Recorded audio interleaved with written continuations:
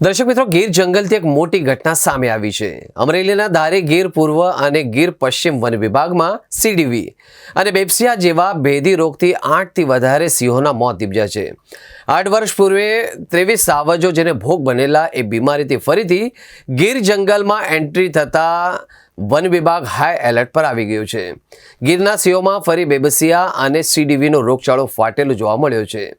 ગીરના સિંહોમાં બેબસિયા અને સીડીવી એટલે કે ક્રેનાઇન ડિસ્ટેમ્બર વાયરસનો રોગચાળો એવો પ્રસરી ગયો છે કે 3 સિંહ બાળ અને 5 સિંહોના મોત નીપજ્યા છે.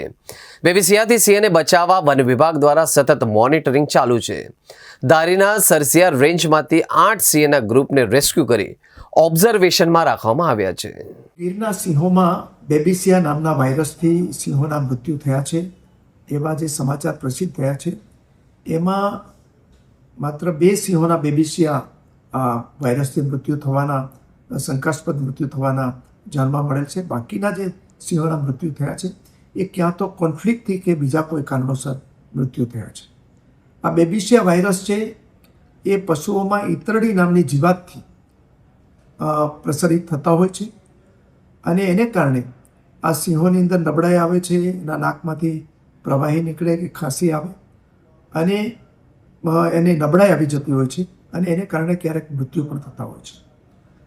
આ બેબિસિયા વાયરસનો પ્રસાર અટકે એટલા માટે વન વિભાગના અધિકારીઓ અને વેટરનરી ડૉક્ટરોની ટીમ સક્રિય છે અને આવા શંકાસ્પદ જે બેબિસિયા વાયરસના ધરાવતા સિંહો છે એની ઓળખ કરવાની પ્રવૃત્તિ પણ ચાલુ છે અને ઓળખ કરીને એને એના સેમ્પલ લઈને એને એ પ્રકારની સારવાર આપવાનું કામ પણ ચાલુ છે અને ઈતરડીઓ દૂર કરવાની પણ પ્રક્રિયા હાથ ધરવામાં આવી છે. અને આ પ્રકારે આ રોગ વન વિભાગમાં પ્રસરે નહીં એના માટે આપણે વન વિભાગ પૂરી રીતે તૈયાર છે અને કામગીરી કરી રહ્યું છે. કોઈએ ચિંતા કરવાની જરૂર નથી.